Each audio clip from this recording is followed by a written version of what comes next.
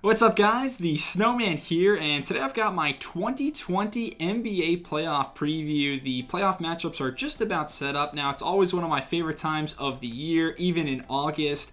Today I want to go through, though, all of the first round matchups, give some predictions, talk about key players and matchups, and just have some fun with it. So these are the first round matchups. This is what the bracket looks like. I'm assuming Portland will hold on to the 8th seed, but technically Memphis can still sneak in the first round as well through the play-in game. So that is either Portland or Memphis. And these are my first round predictions. Let's start with the Western Conference matchups. The 1-8 matchup, likely the Lakers versus the Blazers. Again, this could be Lakers-Memphis as well, but if the Blazers handle their business, this could be a star-studded first round series. You've got LeBron, Anthony Davis, Damian Lillard, CJ McCollum. And let's actually start with Portland. They've been the talk of the bubble since Pat Beverly waved Lillard goodbye. He's led the Blazers to 3 straight wins with point totals of 42, 51, and 61. Only Will Chamberlain has more 60-point games in a season. Dame is unstoppable right now. When he gets open space and high pick and rolls, he is nearly unguardable. He's got unlimited range. Teams are trapping him once he crosses half court. So he's going to be very tough to eliminate, especially with the Lakers' guard injury problems. They've got no Rajon Rondo. Avery Bradley did not travel to the bubble, but the Blazers have to be running on fumes with how many games they've played recently. Whereas the Lakers have been nice and rested. I expect LeBron to have his way with Carmelo Anthony or whoever is guarding him. Portland has a good matchup defensively. They can at least throw Hassan Whiteside at Davis, but they're not going to have an answer for LeBron.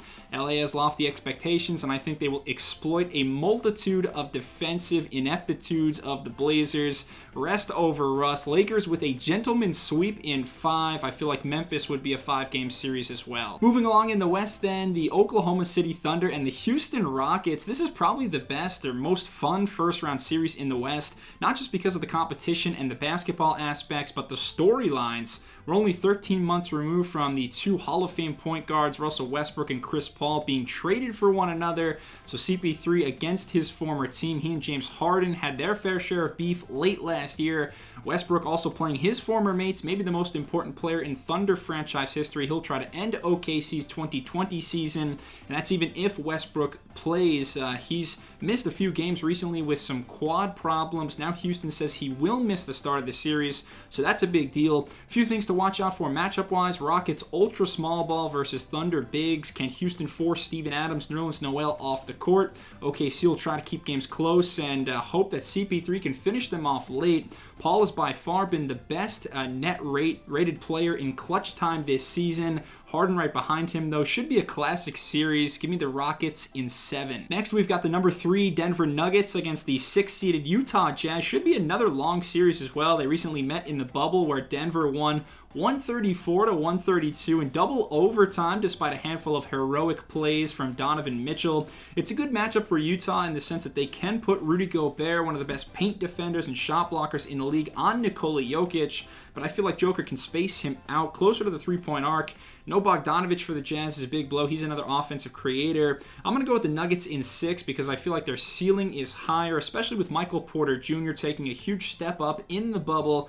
Porter was averaging 8 points and 4 rebounds in the regular season, but in the bubble he's up to 22 and 9, and at 6'10 he adds another dimension to this offense. Again, I'm going with the Nuggets in 6. And the 2-7 series, the LA Clippers against the Dallas Mavericks. This one is great from the standpoint of we know there's going to be some shootouts, and we know there's probably going to be some close games because in the bubble, Dallas has played 3 overtime games, 2 other one-possession games, including that memorable one versus Portland. The Mavs only play in thrillers. Luka Doncic has been on fire. 3 triple-doubles in the bubble, a 20-rebound game, as well as a 19-assist game. Some virtuoso performances. Luka's the most fun player in the NBA to watch right now, in my opinion.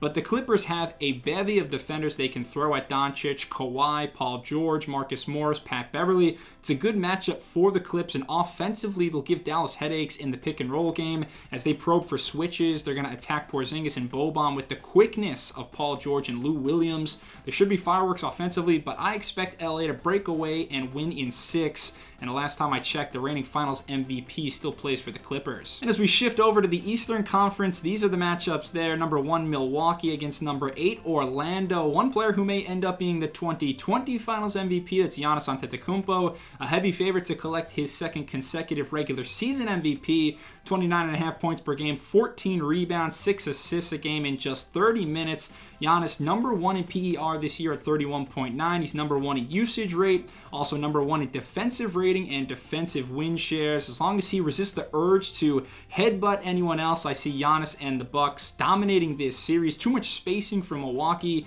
Every player can shoot threes. They had the best net rating in the regular season at almost plus 10. Orlando does have a few young pieces. The Markelle Fultz resurgence project has been nice to see, but no contest in this series. Bucks in a quick 4. Another first-round series in the East then is the Miami Heat against the Indiana Pacers. This is the kind of series you bring a hard hat to. Two gritty teams that have exceeded expectations greatly this season. Pacers forward TJ Warren has been sensational in the bubble, single-handedly vanquishing the 76ers with a career-high 53 points. He can score from anywhere on the floor. However, Domantas Sabonis still out indefinitely for Indiana, so the odds slide in favor of Miami. The Heat have such a complete team. A couple of two-way stars in Jimmy Butler and Bam Adebayo. Shooters with Hero and Robinson. Defensive vets like Andre Iguodala and Jay Crowder. I just love the makeup of the Heat. Butler locked down Warren when they met around a week ago. And Indy is going to fight. We know under Nate McMillan they never stop fighting, but don't overthink it. Miami has the best player, and they've got the more talented team. My best guess is the Heat in 6. Next is the 3-6 matchup. The favored Celtics against the 76ers. A rematch of the 2018 conference semifinals, which Boston won in 5. These are two sports cities that know each other well. Obviously, the main headline is Philly's all-star point guard Ben Simmons done for the year with a knee injury. The 76ers have sort of limped into the playoffs, and Embiid has had some ankle problems. However, I feel like Philly has enough talent to go toe-to-toe with the Celtics. Boston's point guard Kemba Walker not exactly 100% healthy himself, but the ascension of Jason Tatum has been phenomenal. He's a dead eye from all areas of the court. He and Jaylen Brown, one of the most lethal wing combos in the league.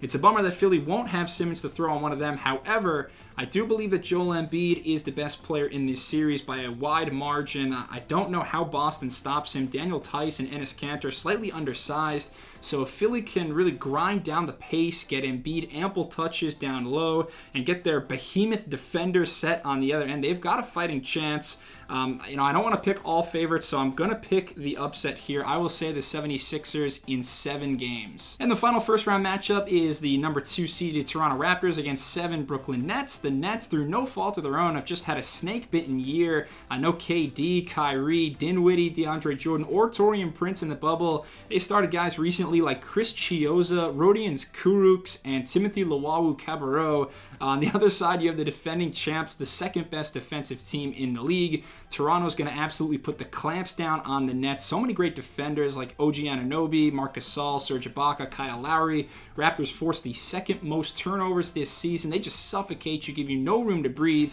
That's what I expect will happen in this series. The Nets will have major issues scoring points, and Toronto does have that championship DNA. Slight chance it goes 5 just because Karis LeVert is so smooth at running the pick-and-roll offense, but I'd bank on a 4-game sweep. So that was my first-round preview. These are the rest of my playoff predictions. I'll have individual previews for the finals and maybe the conference finals, but just a brief snapshot of how I envision the rest of the playoffs proceeding. In the West, I've got the action going mostly chalk with the battle for LA in the conference finals. That should be a special series. Braun versus Kawhi again in a high-stakes winner-take-all showdown. In the East, I took more of a chance. I love the Raptors' defense, but even without Simmons, Philly's ceiling is tough for me to ignore. Will they finally live up to their potential? Overall, though, Milwaukee's still the major favorite to come out of the East. I think they will. And my finals prediction, Lakers over Bucks in 6 games. I would be infinitely shocked if the Bucks or an LA team wasn't your 2020 NBA champion. All right, thank you so much for watching my 2020 NBA playoff preview. Leave a comment, let me know what you agree with or what you disagree with. Subscribe to the Snowman Sports Media for more basketball content and more previews in the future.